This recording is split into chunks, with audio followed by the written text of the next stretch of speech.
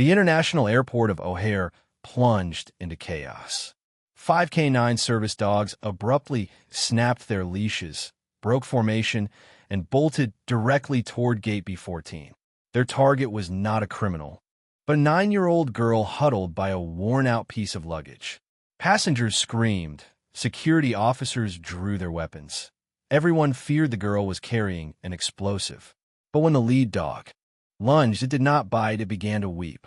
What was found inside that bag was not a weapon, but a special cargo that brought the entire airport terminal to a tearful standstill that day. Chicago never truly sleeps, but on Thanksgiving morning, O'Hare International Airport seemed to be operating at 200% capacity, a colossal, frantic, and ceaseless machine. Outside the thick glass of Terminal 3, snow began to fall. The season's first delicate flakes spiraled in the bitter Midwest wind, struggling to cling to the gray tarmac before instantly dissolving under the heat of the jet engines. The sky was a heavy, leaden sheet, promising a minor storm that could disrupt the schedules of thousands of people. Inside, however, the atmosphere bore a completely different scent. It was the smell of rush mixed with the cinnamon spice of expensive pumpkin spice lattes, the odor of industrially polished floors, and, above all, the thick, invisible essence of anxiety. Thousands of passengers jostled at check-in counters. The sound of suitcase wheels on the tiled floor created a chaotic symphony, and the announcements of delayed flights echoed regularly, like the weary heartbeat of a giant monster. Officer David Shun adjusted the collar of his dark blue TSA uniform, letting out a silent sigh as he watched the endless line of people queuing through the security checkpoint. "All right, boys, focus up," David murmured, tightening his grip on the leashes. Beside him was K9 Team 4. Unlike the muscular Belgian Malinois with the sharp eyes often seen in counterterrorism or narcotics units, David's team consisted of gentle giants, 2 solid black Labradors, a lively Springer Spaniel, and leading the pack was Barnaby, a seasoned golden retriever with a lustrous gold coat, now streaked with silver around his muzzle. Barnaby was the soul of the team. At 8 years old, he was nearing retirement. His hazel-brown eyes held a calm and wisdom that only long-serving service dogs possess. He never barked needlessly, never pulled the leash, and worked with the precision of a Swiss watch. Their mission today was to sweep for explosives or dangerous materials in the carry-on luggage of the crowds pouring into the gates. "Let's go, Barnaby." "Search," David commanded softly, patting the dog's flank. Barnaby began to move, his wet nose twitching, sampling the air. He glided past luxurious Louis Vuitton suitcases, bulky hiking backpacks, and even the diaper bags of new mothers. For Barnaby, the world was not a picture, but a complex map of scents. The smell of cheap perfume, cold-cut sandwiches, the sweat of fear from missing a flight. All were categorized and ignored. He sought only the forbidden scent, the odor he had been trained his whole life to detect. Everything proceeded according to the tedious routine of a holiday morning, until they passed the area near Gate B10. Suddenly, Barnaby skidded to a halt. His abrupt stop was so sudden that David nearly tripped over his own feet. The leash snapped taut. "What is it, old man?" David frowned, looking down. Gunpowder smell? But Barnaby's reaction was unlike any alert procedure David had ever witnessed. Typically, upon detecting explosives, Barnaby would immediately sit, his eyes glued to the target, his body rigid as a stone statue. That was the passive alert. Today, Barnaby did not sit. His large, bushy tail began to wag. At first, it was only a slight, hesitant wiggle. Then, quickly, it intensified into a powerful, vigorous sweep, so strong that the dog's entire hindquarters swayed with it. The tail thumped against the legs of a passing man in a suit, causing him to drop his phone. "Hey, control your dog." The man snapped. "Sorry, excuse me, sir," David rushed to say, his hand trying to shorten the leash. "Barnaby, focus. Seat." But Barnaby seemed completely deaf. His ears shot up, swiveling forward. like two radar dishes locking onto a signal. His nose sucked hard at the air, the sniffing sound so loud and urgent that David could hear it distinctly above the airport noise. He wasn't just smelling. He was inhaling something greedily, as if it were the only source of oxygen in the stuffy room. And then a strange sound escaped the old dog's throat. Whine, whimper, whimper. A moan, not the threatening growl of aggression. It was the desperate moan of a creature consumed by longing, a pitiful sound mixed with delirious joy. Barnaby, what the hell? Before David could finish, the pull on the leash increased exponentially. Barnaby lunged. The full force of a 75-pound dog surged into his forepaws, claws scratching against the slippery tile floor, producing a high-pitched, agonizing screech. David, caught off guard by his momentary distraction, felt the leash slip from his gloved fingers. "Barnaby, stop!" David yelled, his voice cracking with panic. But Barnaby was accelerating. He shot away like a golden arrow, slicing through the dense crowd. And the most bizarre thing happened, the pack effect. The four remaining dogs on the team, Buster, Daisy, Max, and Luna, model soldiers who had never broken formation, were suddenly swept away by the bizarre energy of their pack leader. Their handlers, two young officers named Sarah and Mike, were caught completely by surprise. Daisy, the little spaniel, weaved between passengers' legs. Max and Luna, the two Labradors, yanked their leashes so hard that Sarah tumbled onto the floor. In the panic, to avoid being dragged, they were forced to let go. "Catch them! Code Red! Code Red in Sector B!" David's radio squawked. 5 service dogs sprinted through the international terminal. The scene erupted into pandemonium. Passengers screamed, scattering like water parting for a wave. A woman dropped a tray of hot coffee. Children shrieked in terror. In their eyes, this was an attack. The beasts had broken loose. But David, who was running breathlessly behind, saw something else. They were not baring their teeth. Their hackles were not raised. They were not running in zigzags, searching for random targets. They were running in a dead straight line, a guided arrow aimed directly at Gate B14.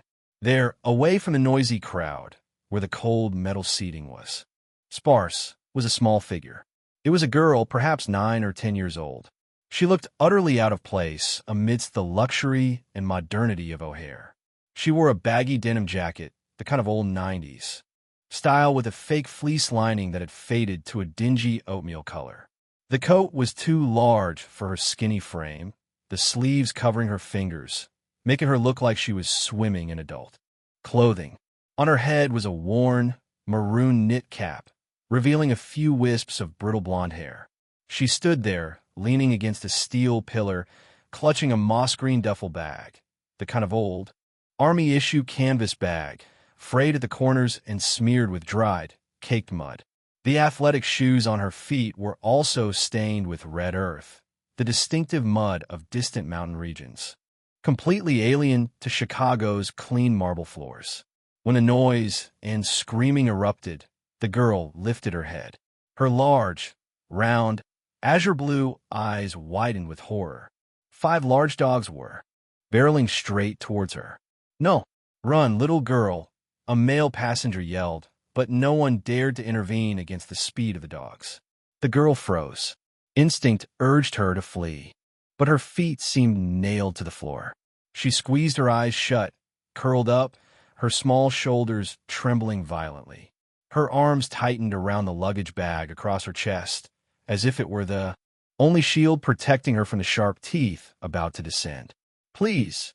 Her whisper was swallowed by the commotion, but the painful impact she braced for never came. Instead, there was silence. A sudden silence descended upon the Gate B14 area, uncanny and heavy. The girl slowly opened her eyes. Less than 10 centimeters from her face was the large, furry visage of Barnaby.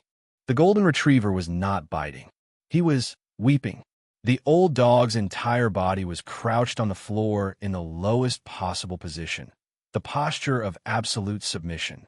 His tail thumped heavily against the terminal floor, creating a continuous thump Thump, thump like a drumbeat. Wet, aching sounds, like the crying of a child who had finally found its mother after being lost, emanated from his mouth. Barnaby stretched his neck, his warm tongue lightly licking her hands that were clenched around the bag strap, then moved down to frantically lick the red, mud-stained shoes. The 4 other dogs had arrived. They did not jostle or compete. As if guided by a pre-programmed ritual in their DNA, they spread out, forming a tight protective circle around the girl. Daisy, the spaniel, burrowed her head between the girl's legs, rubbing her soft fur against the faded denim jeans. Max and Luna lay down on either side of her, their heads resting on the tips of her shoes, exhaling heavy but deeply satisfied breaths. All 5 dogs, once steel-trained warriors never to be swayed by emotion, now looked like a litter of puppies swarming their master after a long journey. They trembled. They whimpered. They inhaled the scent of the girl as if it were the only drug in the world. The crowd of passengers stood stunned, phones still recording, but the initial fear had transformed into utter astonishment. No one understood what was happening. Why had these fierce service dogs turned into soft balls of fluff before a child who looked homeless? Don't shoot them, a weak voice rang out. It was the girl. She had opened her eyes completely, looking down at the giant creatures surrounding her. The terror in her eyes slowly dissolved, replaced by a heartbreaking confusion. She released one hand from the bag, timidly touching Barnaby's head. The instant her small, calloused finger touched his soft gold fur, Barnaby closed his eyes, burrowing his head harder in her palm, letting out a long, shuddering sigh that shook his entire spine. Officer Davidson finally reached the scene, breathless, sweat soaking his brow. His hand reflexively went to the taser holster on his hip, preparing for the worst-case scenario, having to subdue his own partner. "Barnaby! Rex! Stand down!" David yelled, his voice echoing through the concourse. But none of them moved. For the first time in 8 years of working together, Barnaby ignored his command. He didn't even turn his head to look at his handler. His world, at this moment, had shrunk the size of the space between his nose and that ragged piece of luggage. David stopped about 6 feet from the circle of dogs. He saw the tension of the passengers, saw the other security personnel rushing in from the escalator. The situation could escalate rapidly if someone panicked. But then, David's eyes met the girl's. Her name was Sophie. He didn't know this yet, but he could read her life story in those eyes. They were not the eyes of a terrorist or a delinquent child causing trouble. They were clear, deep blue, but profound like an autumn lake, holding an ancient sadness that shouldn't belong to a 10-year-old. She looked at David, her chapped lips trembling, tears beginning to roll down her dust-smeared cheeks. "Sir," she said, her voice small and broken, like the sound of wind through a crack in the door. "I'm sorry. I haven't done anything wrong. I'm just waiting for my plane." She looked down at the dog surrounding her, then back at David with desperate pleading. "Please tell him to go away. I don't have any food. I don't have anything," she sobbed, clutching the moss-green duffel bag tighter to her chest, as if afraid someone would steal it. "I only have this. Don't make me leave it behind." David slowly released his hand from the taser. He raised both hands, palms open to reassure the girl, while signaling his colleagues behind him to stop. His heart hammered in his chest, not from running, but from a strange intuition that was rising within him. He looked at Barnaby. The old dog was still nuzzling the edge of the duffel bag, inhaling frantically. David knew that posture. That wasn't the way Barnaby smelled narcotics. Narcotics smelled sour and harsh. That wasn't the way he smelled explosives. Explosives smelled chemically cold. The way Barnaby was sniffing, it was like the way a man inhales the scent of a long-lost wife's hair. It was full of emotion, longing, and pain. David slowly walked closer, lowering his voice to the softest level possible, ignoring the hundreds of curious eyes. "It's okay, sweetheart," David said, his eyes fixed on Barnaby. "No one is going to hurt you, and I promise no one will take that bag." He swallowed hard, his throat dry. "But I need you to help me with something," David continued, taking one more small step. This dog, his name is Barnaby. He has never behaved like this before. Never. Sophie looked at Barnaby, then at David. He's crying, she whispered, her fingers stroking the thick fur behind the dog's ear. Yes, David nodded, an electric current running down his spine as he realized the truth. He's not attacking you. He's greeting you. He knelt down on one cold knee, meeting the girl's eye level, ignoring the hundreds of onlookers. What's your name? Sophie, the girl murmured. Sophie. David spoke her name, his voice deep but serious. In that bag, what do you have? I don't think it's contraband. But Barnaby, he recognizes a scent that he loves more than anything in the world. Sophie bit her bottom lip. She looked down at the worn canvas bag, where the stitches had come loose in places. She hesitated for a second, then slowly, with trembling hands, she pulled the zipper. The dry, raric sound of the zipper cut through the silence of the crowd. As the bag opened, a faint aroma wafted out. To the passengers standing far away, it might have been nothing. But for Barnaby and for David, kneeling right in front of her, the scent struck. Like a tsunami of memories. It was the smell of fresh pine sap, the smell of smoke from a wood-burning stove, the smell of cheap mint soap bought at Walmart, and the smell of wet, ancient forests. After the rain, David froze, his pupils constricted. He knew this scent. He had smelled it hundreds of times over the past 10 years, on the uniform of a man he respected more than his own father. Barnaby let out a louder, more agonizing whimper. He lunged, trying to shove his entire massive head into the small bag. Inside the bag, there was no gold, no expensive toys. There was only a faded, neatly folded red and black checkered flannel shirt, a crumpled topographical map of Yellowstone National Park, and a small glass jar containing dry, winged maple seeds, thin as dragonfly wings. David felt his chest tighten, his breath caught in his throat. He looked at the red and black checkered shirt, the symbolic shirt of woodsman, the shirt he had never seen that man take off, even on the hottest summer days. He looked up, meeting Sophie's eyes, and this time he saw the familiar features on her face that he had overlooked earlier in the chaos. That stubborn, square chin, those lake blue eyes, this shirt. David's voice was shaky, breaking. Is it Tom's? Tom the Scout? Sophie gasped, her eyes widening in surprise. Tears streamed from the corners of her eyes, rolling down her cheeks, falling onto Barnaby's golden fur. She nodded a slow, painful nod. He was my dad, Sophie sobbed, her voice exploding with long-suppressed grief. But Dad, he's gone now. Her sentence dropped into the terminal hall like a 1,000-pound stone, shattering all doubt, all fear from the crowd, leaving only a vast sorrow spreading through the chilly Thanksgiving air.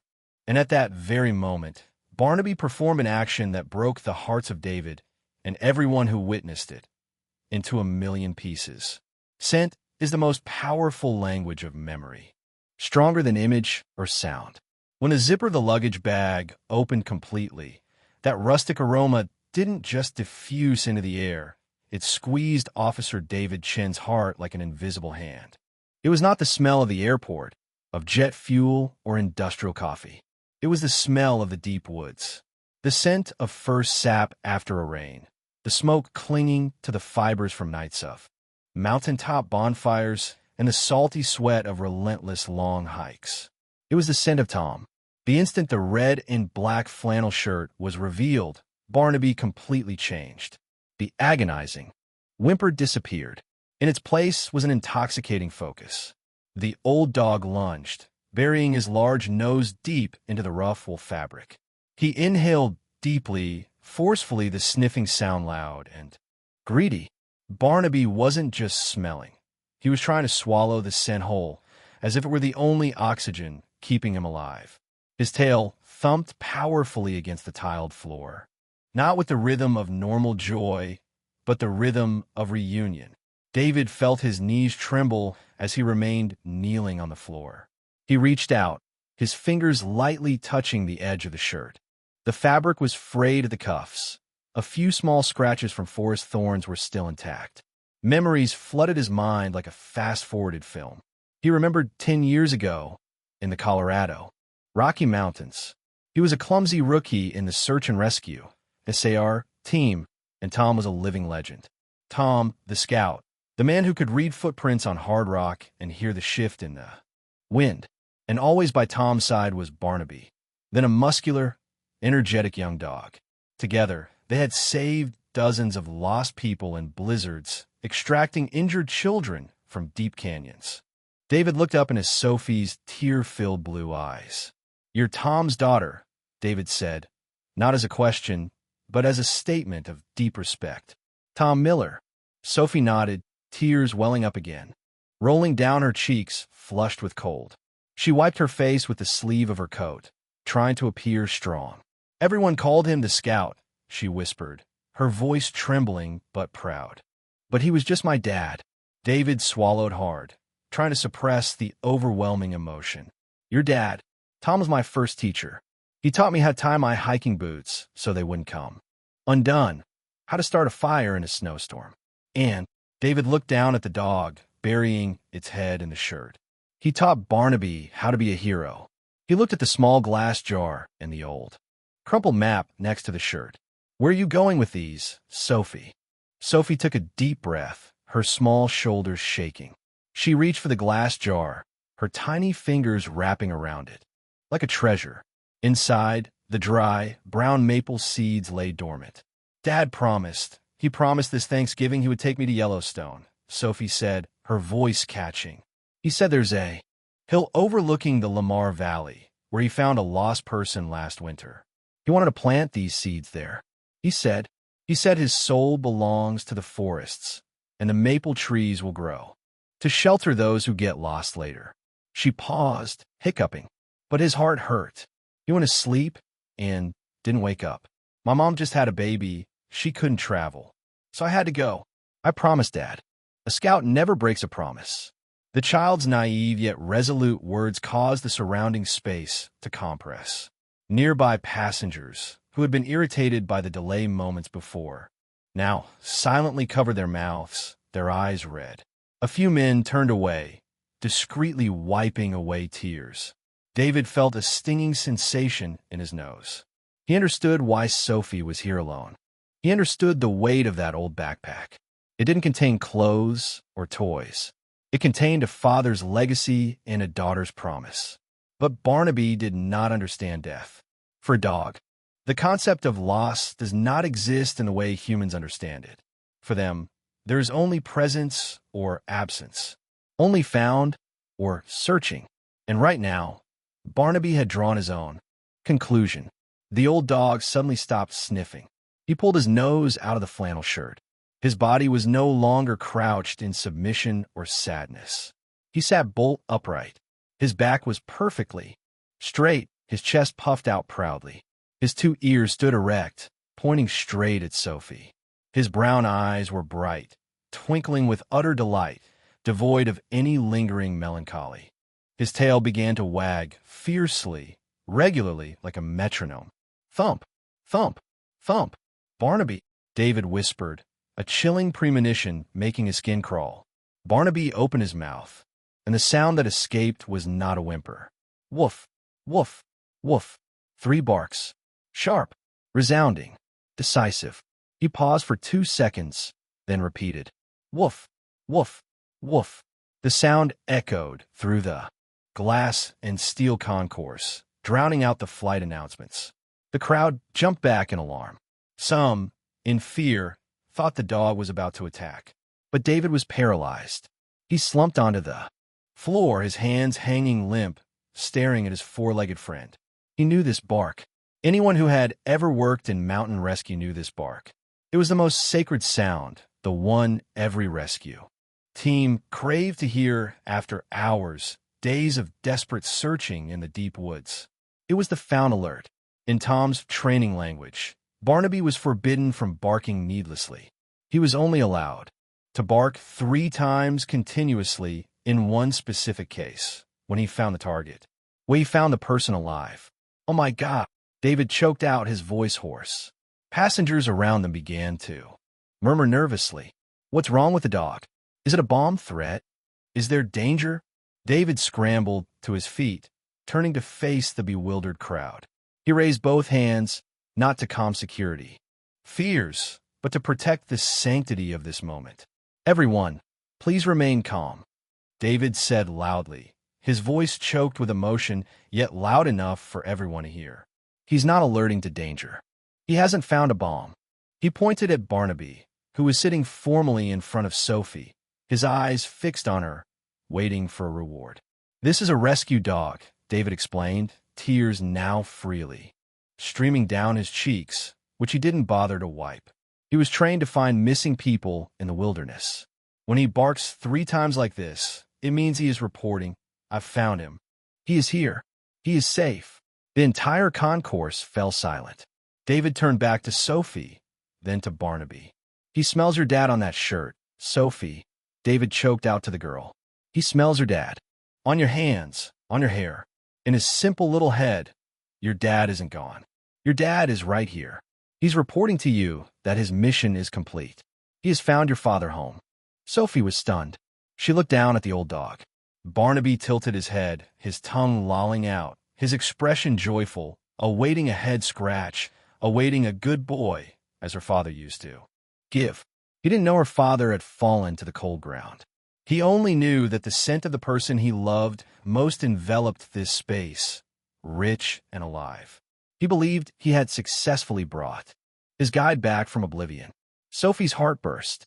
She let go of the bag, collapsing onto the floor, wrapping her arms tightly around Barnaby's neck. "Dad is here," Sophie sobbed into the soft, golden fur. "You're right, Barnaby. Dad is here. He never left." Barnaby gently licked the girl's ear, his tail still wagging gently. He didn't know why the girl was crying, but he knew he had done the right thing. He had found the scout. In that moment, in the noisy and cold airport, a painful yet beautiful truth was revealed. A dog's loyalty can cheat death.